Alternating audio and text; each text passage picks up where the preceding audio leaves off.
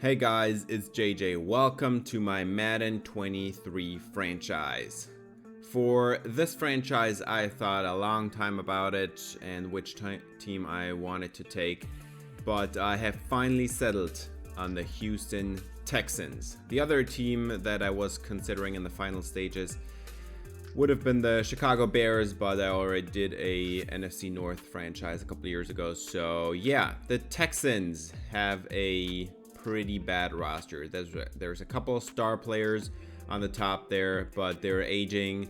The core of the roster is 27 and older, and yeah, it has been lacking an influx of young talent such as Derek Stingley, who was drafted in the last draft.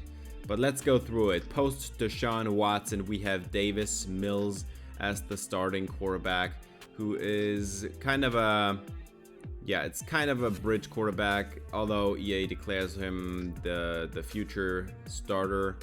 He is 23 in his second year out of Stanford. He has good throw power, or I'd say enough, decent accuracies. He's just he's kind of a bridge quarterback. We're gonna see how we do with him. He's a not really all that mobile quarterback, so running with him is also not a major upside or anything, but his accuracies should be good on the short term. And yeah, the backup quarterbacks are not worth mentioning. So we have already a QB controversy. Are we gonna go with a new quarterback in the first draft of this franchise? But yeah, running backs, we have a really interesting running back room with Marlon Mack. He's the speedy guy, but this running back room in general does not have enough speed. 88 speed is the most by Marlon Mack. You need to get somebody in there with more speed. Rex Burkhead, he's just too slow. And yeah, they drafted Dameon Pierce. He's a young running back, maybe to build around, but he also has 86 speed, so that's not great. But 5'10", 224 out of Florida, he looks like somebody with a lot of power. And I'd say that his trucking and stiff arm ratings are just going to be good enough to maybe grind out a few extra yards. But seeing this O-line as a major weakness of this team is not really helping. And yeah, so yeah, the fourth running back is Royce Freeman, and the rest is probably going to be going to the practice squad or cut. Freeman is an interesting power back, to say the least. But yeah, this running back room lacks definitely a speedy guy, a guy who you can get out on a angle route and stuff like that. So yeah, we'll see. Andy Janovich is the fullback. It's one of the better ones in the league, but he also lacks kind of the athleticism I'm looking for. Their receiver room looks interesting, but you also need to rebuild this, and there is also a lack of speed. Brandon Cooks is the speedy guy. He's the top receiver. He is the one of two stars on this team. He's 28 years old, so in a couple seasons, or maybe even after this season, he's going to be regressing a lot. So yeah, but I guess you have to work around him. He doesn't have the best release, which is kind of not great, but he's a good route runner, and his catching ratings are high. So I hope he's gonna be a productive number one receiver on this team. Then Philip Dorsett, he's the other speed guy, and after that, it's kind of not that interesting. Chris Conley, John Mechie, they drafted him. He's also gonna be a major building block, hopefully, with 90 speed and some average catching ratings and average route runnings. He's kind of he's a second round rookie. That's all he is. Nico Collins, he's the big body receiver, 6'4", 215 with 90 speed. That's kind of interesting skill set. And then down the board, it's not a whole lot more. So 5 receivers, but you need to rebuild this room. Their top tight end is Brevin Jordan with 85 speed. So that's kind of interesting. You have a second-year tight end who is hopefully developing He's a vertical threat majorly. His run blocking is not there, so he's probably not going to be a great asset in the running game. So you're probably going to have to get in there with a second tight end, or you remove all the tight ends or stuff like that. I'm not sure how to run the football with him being in 11 personnel. And then the rest of the tight end room is not that interesting, aside from Tegan Kitoriano, who is a rookie out of Oregon State, and he does not have the athleticism I'm looking for, but maybe he can develop into a nice blocker. The other star of this team is Laramie Tunsil. Traded for him a few years ago when the Dolphins were in their rebuild. And yeah, he's also 28 years old, so the top of this roster is really not that right now, maybe in their prime, but already past the peak point, so to speak. And yeah, he's a major asset in the pass protection, but he's not a great run blocker, or he's decent, but he's not great at it. So yeah, Tunsil is somebody that we want to build around. Maybe he stays here for the entirety of his career. And then they drafted Kenyon Green, 72 overall, and he has hidden dev. So we're going to see what this is all about. I guess it's probably going to be star, but we'll see. Out of Texas A&M, he's 21 years old, and that is already really good. He is a well-balanced player, and I hope that he can develop into a great run blocker on the interior there. So there is maybe 2 out of 5 spots on this offensive line taken care of, but it's not a great situation. He's still a 72 overall. He just has hopefully a great future ahead of him. So we'll see about that. And then yeah, at center, there is not a whole lot there. Justin Britt, he's 31, and he's not even good by any standard. He's a backup, a replacement level starter maybe. Same goes for AJ Can at right guard. We also have Max Sharping, a 4th-year guy out of Northern Illinois, but both of those guys are not going to be the answer. And the same goes for Titus Howard. He's he has just not panned out the way the Texans would have wanted this to go. And Titus Howard is probably going to have to be replaced after the first year. So yeah, we have something to do for the offense here.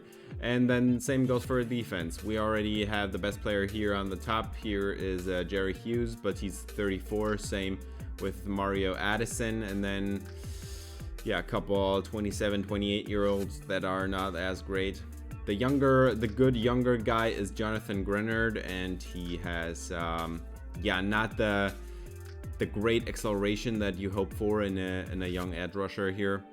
And the rest of the roster is not even that interesting. Rasheem Green, maybe he's somebody that you can keep an eye out on. But yeah, defensive tackle is probably the weakest spot on the entire roster, and they invested into it quite a bit here with Ross Blacklock, Roy Lopez, and now Thomas Booker in the last draft. So maybe there is something to develop here.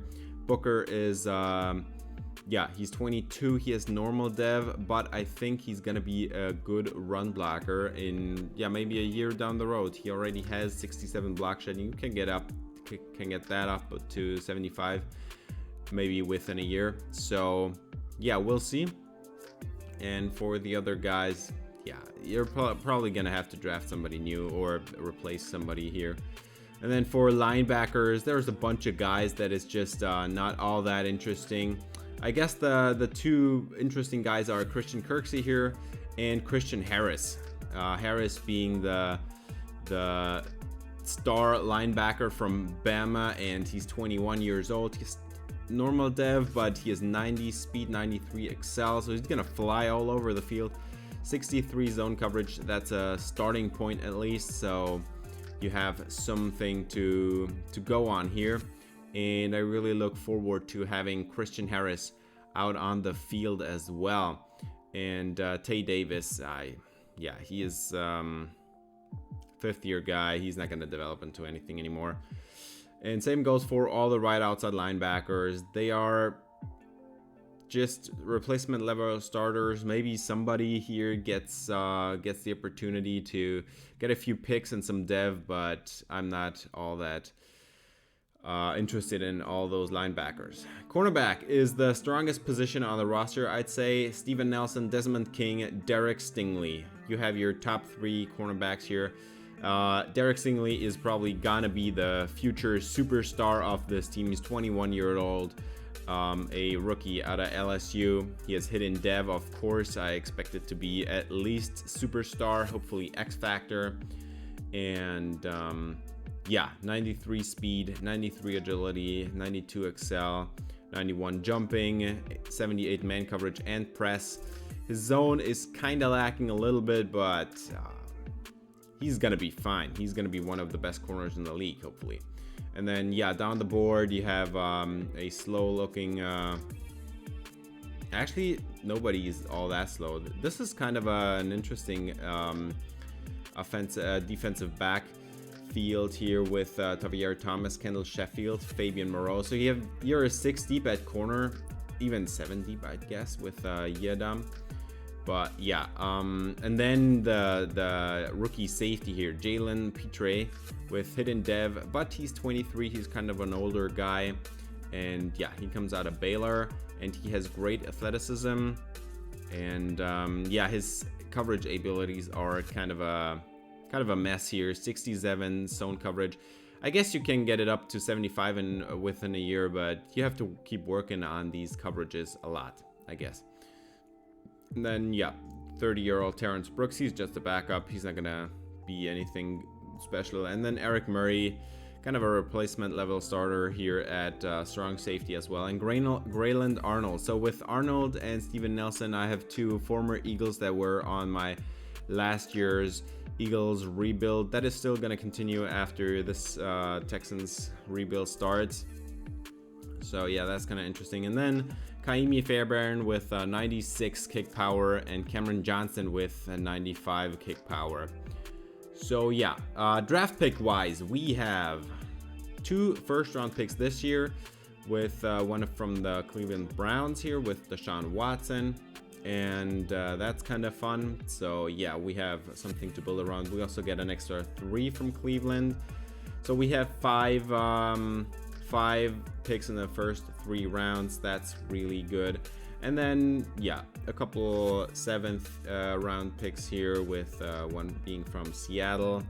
And then we move on to 2024, so 2 drafts from now we also get 1 more pick, first round pick from the Browns, and an extra 4 this time of year. So that's still gonna be 4 picks in the first 3 rounds, and then 2 4th round picks, and actually 3 7s. So there is something to go on here.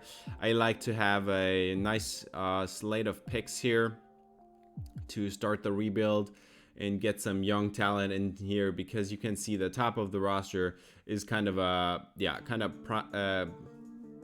after, like, behind of the prime, past their prime is the saying. But the top of the roster is also under contract for at least 2 years. The best one that is whose contract is going to come up this year is Andy Janovich, but the rest of the roster has 2 or 3 years left on their deals. So you have kind of a building block that's getting older, but you also have an opportunity here to get some of these replacement level starters that only have 1-year deals or 1 year left on their deals out of the building and start over with fresh players from the draft. So that's kind of an interesting situation, and we'll see how it's gonna go with guys like Kendall Sheffield here or Fabian Moreau, cornerbacks that are replacement level starters, but may have something to offer if you put them in the right position to succeed maybe. And yeah, then you have this great slate of draft picks from this year with Derek Stingley, Kenyon Green, and John Mechie, Christian Harris. So there's a lot of interesting players to go around. And of course, if you want to follow this rebuild of the Houston Texans, please like, subscribe, ring the bell for notifications. It's going to be an interesting one, and I'm already really into this rebuild with QB controversy and the skill position players that you need to yeah, to upgrade here and get some new talent into the building, an offensive line to rebuild, a defense that has some young players, but you also have to do a lot of rebuilding on that defense as well. That's gonna be fun, and that's gonna do it for this episode. Thanks for watching. If you enjoyed, please leave a like and subscribe for more Texans franchise. See you in the next episode. Until then, spread some love.